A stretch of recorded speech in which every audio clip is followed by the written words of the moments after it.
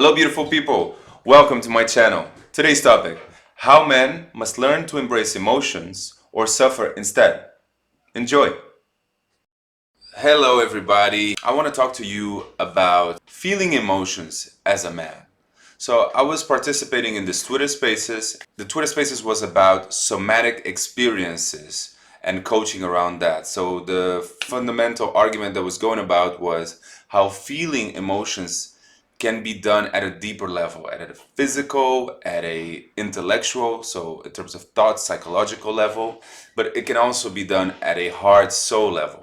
One guy came with a rebuttal and said, as a man, the way I see emotions, if I have a negative emotions, I see it as something to fix. I don't really like to dwell too much on it, to go too deep into the feeling of it.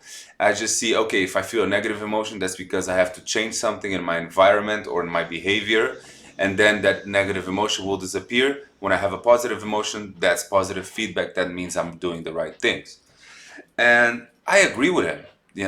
At the same time, there is a counter argument to that. And I can express that as a man, is that being raised in an African society with strong masculine examples around me, I always grew up with the notion that feeling emotions like weakness or like fear, they don't belong in the cosmology of what being a man is.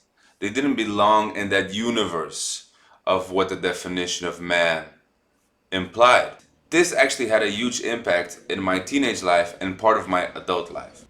So the way I was relating to negative emotions like fear or sadness was, okay, I need to get these away from myself so that I can focus on staying productive, focus on solving the problems ahead of me, because my definition of value as a man is a strong, reliable person that is not too emotional and gets shit done. So he moves on with life and he doesn't get too fazed by the environmental pressures around him. And I think there are valuable lessons to make me into the strong, resilient man that I am today. But the problem is that I neglected a strong part of my feelings just by solving them, just by running away from them. So what happened was feelings, situations that women would be very comfortable in understanding, oh, I feel this because of this and this and that.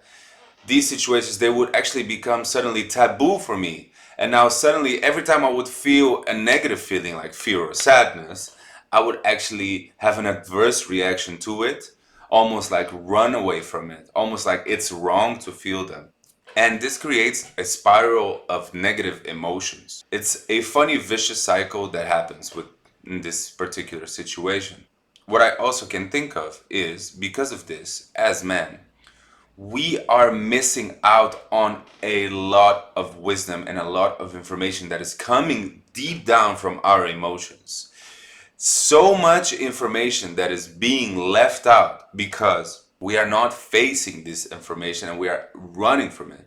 Let me give you a clear example about it. Let's imagine that you and your best friends are watching a horror movie. This actually happened in my life. And what happens is, in order to face the horror movie, what you do is you say, I don't feel any fear.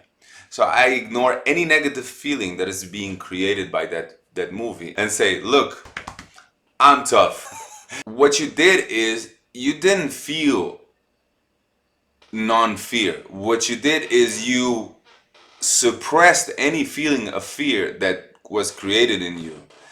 And now what you did is you created distance from that fear. And a very tangible example of how this can have negative implications in life, because all you three rejected the feeling of fear, none of you knows how to relate to it, which means none of you knows yourself fully. Let me go deeper into this example. Let's say friend A, he felt fear, and his reaction of fear was actually bringing him to an experience that he had as a child. And that made him feel some tension in his stomach. Let's say you, the way you felt fear, actually was quite light in a sense that, wow, I'm actually so comfortable with this. Meaning you have been given the ability to face fear from birth, and it's a talent that you have. Friend C, he feels fear in a way that is extremely egregious, and it actually makes him feel so uncomfortable. Meaning, this is a deep either generational trauma that he inherited from his family, because some of his ancestors had to face, violent situations, maybe oppressive situations like slavery, or like having gone to war, like so many of our ancestors have been through. And he has this fear installed in his DNA, and he actually has to learn how to deal with it. Because we run away from the fear, none of us gets to get to the level where we actually learn about ourselves, how we deal with this emotion, and how we can overcome it. How what that lesson means for us. So emotions have extremely powerful lessons within us. And this is what I'm trying to talk about. This is the foundation, the gist of my idea.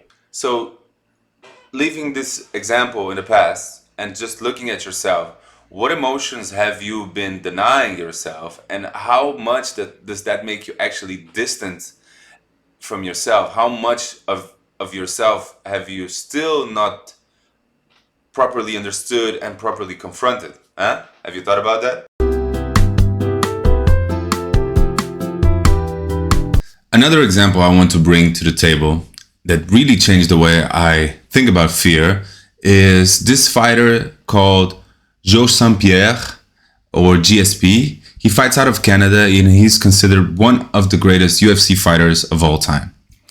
His demeanor was really unique because he was more into the Asian and spiritual aspect of martial arts. And one of the things he said on a podcast was that every single time he had a fight and he had to walk to the cage to meet his fighter, he had the feeling of fear.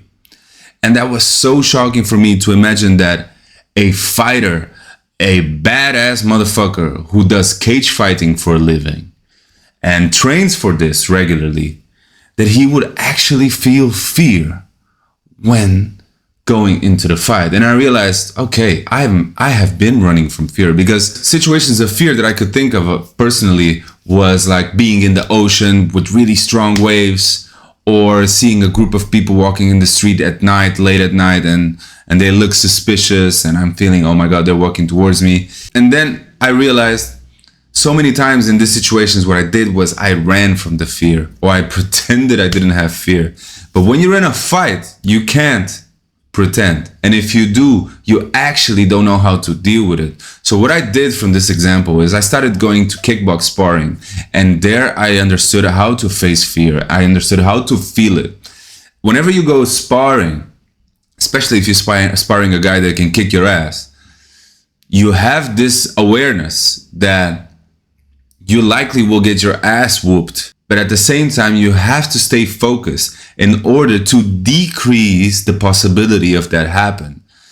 So in order to stay focused, you cannot freeze over your fears. You cannot be contemplating your fear. You have to accept that you have fear, and then you have to transform it into focus, transmute it into focus. And this was a powerful lesson for me. And this made me comfortable with fear. It made me realize that I was having fear in other situations in life, perhaps at the office, perhaps when having a conversation with my girlfriend about a topic that I didn't want to have. This made me realize when fear was present, because it got me accustomed to it. And this is the message that I bring to you guys. How many of your emotions are you not processing and not realizing you're having because you've taught yourself or you learned along the way to just block them, reject them, and avoid them? Think about it. And think, if you learn to actually embrace these emotions, it doesn't necessarily mean that you're now going to adopt them and identify with them and make them a part of your MO, your motto. But at the same time, you won't pretend that you don't have something. You won't deny that there is this part of you that feels in a certain way. And in that way, you will actually become a more aligned and integrated human being. Think about it. Thank you guys for watching my video. If you like the content, please subscribe. It really helps me grow and stay successful. Check out the description for free resources on how to improve your relationship. And I'll see you in the next video. Peace.